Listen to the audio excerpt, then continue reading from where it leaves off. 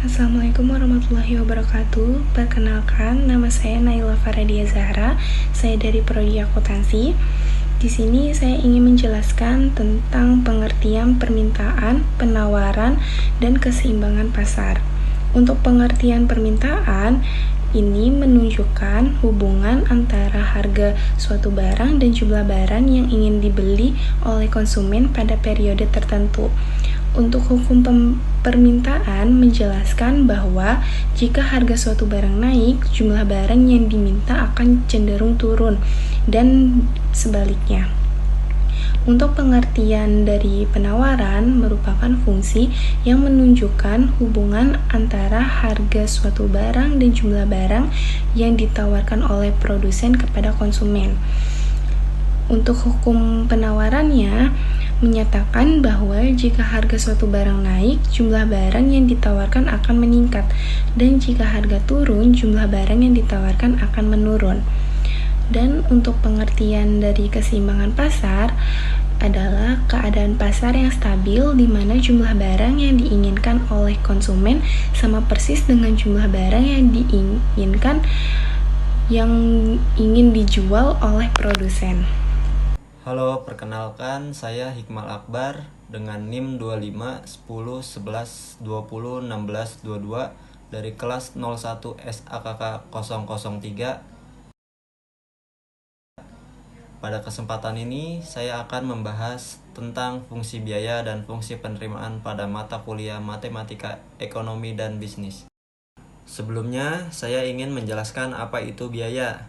Jadi, biaya adalah semua pengeluaran yang dilakukan perusahaan untuk menghasilkan barang atau jasa. Misalnya, bahan baku, gaji pegawai, listrik, sewa gedung, dan lain-lain. Dan ada jenis-jenis biaya. Yang pertama, ada biaya tetap atau fixed cost, yaitu biaya yang tidak berubah walaupun jumlah produksi bertambah atau berkurang. Contohnya sewa gedung.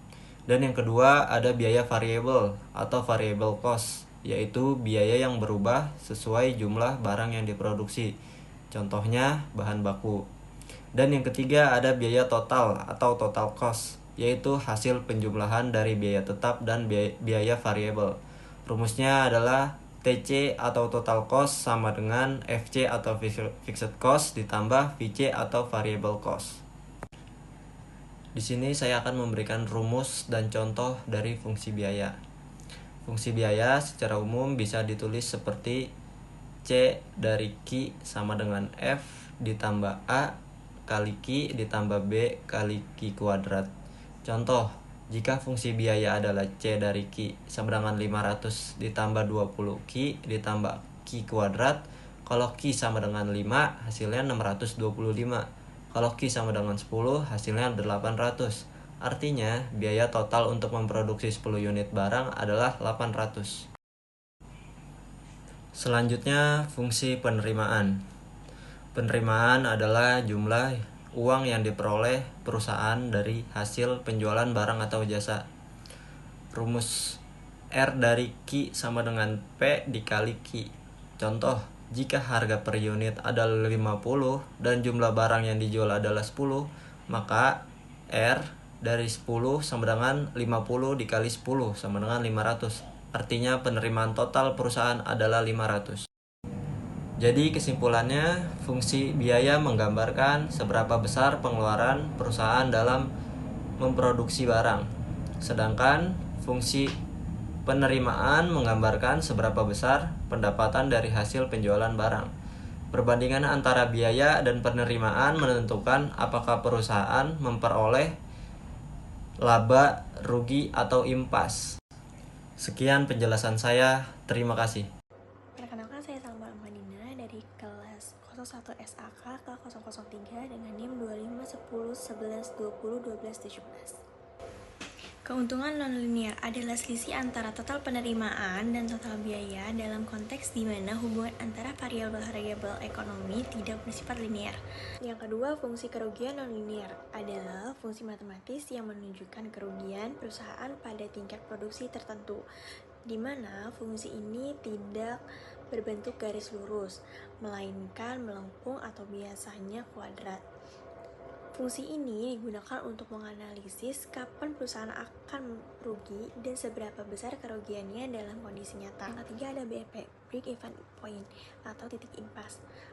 Dalam fungsi linier, BEP dihitung dengan persamaan garis lurus. Pada model ini, BEP dihitung dengan menyelesaikan fungsi yang lebih kompleks karena penerimaan dan biaya berubah tidak proporsional terhadap jumlah produksi atau penjualan.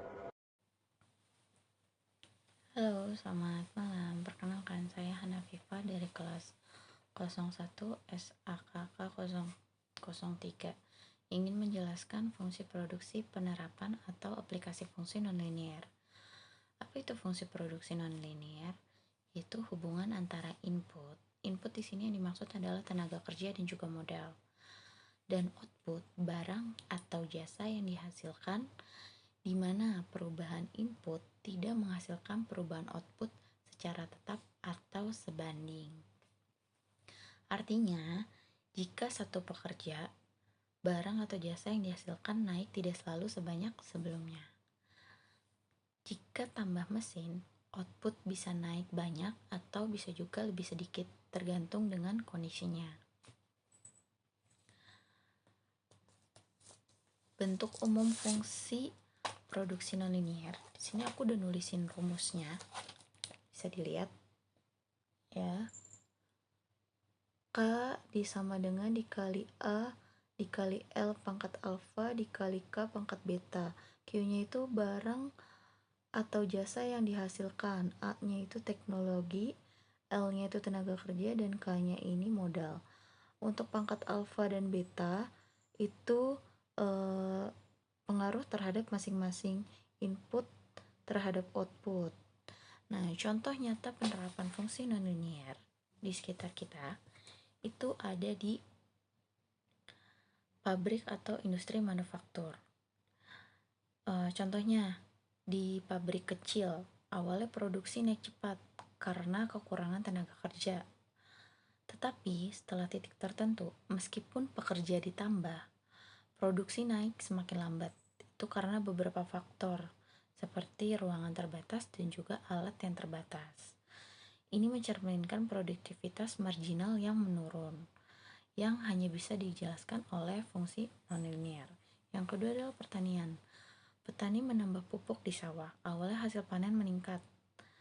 Tetapi setelah melewati batas tertentu, pupuk lebih banyak malah tidak menambah banyak hasil atau bahkan merusak tanaman. Fenomena ini bisa ditunjukkan dengan fungsi nonlinier karena hubungan input dan juga output tidak tetap. Yang ketiga itu ada startup teknologi. Misalnya perusahaan aplikasi. Jika menambah satu programmer, barang atau jasa yang dihasilkan itu bisa bertambah. Nah, tambah lagi 10 programmer. Belum tentu barang atau jasa yang dihasilkan bisa bertambah 10 kali lipat. Karena bisa terjadi kurangnya koordinasi yang lebih rumit. Hubungan ini juga tidak linear. Kenapa fungsi nonlinier itu penting di berbagai perusahaan? Karena yang pertama lebih realistis. Yang kedua, bisa digunakan menghitung efisiensi, perencanaan produksi, dan menentukan jumlah input yang optimal. Input tadi yang dimaksud adalah tenaga kerja dan juga modal. Berguna dalam pengambilan keputusan bisnis. Seperti berapa banyak pekerja yang harus ditambah. Terus apakah kalau kita menambah mesin bisa menghasilkan lebih banyak barang atau jasa. Perkenalkan, nama saya Putriski Amelia dengan NIM 251011200745. Saya dari kelas 01 SAKK 003. Di sini saya akan menjelaskan tentang model bunga majemuk. Pengertian dari model bunga majemuk. Model bunga majemuk adalah bunga yang dihitung tidak hanya dari modal awal, tetapi juga dari bunga yang diperoleh sebelumnya atau bunga berbunga. Setiap periode, bunga ditambahkan ke modal, sehingga bunga berikutnya dihitung dari jumlah baru tersebut. Rumus utamanya sebagai berikut. Dengan keterangan, contoh soal, Putri menabung 5 juta rupiah dengan bunga majemuk 6% per tahun selama 3 tahun. Maka, hitung jumlah tabungan akhir. Penerapan model bunga majemuk. Yang pertama, tabungan dan deposito bank. Yang kedua, investasi jangka panjang. Dan yang ketiga, pinjaman atau kredit berbunga majemuk. Dan yang terakhir, dana pensiun atau pendidikan.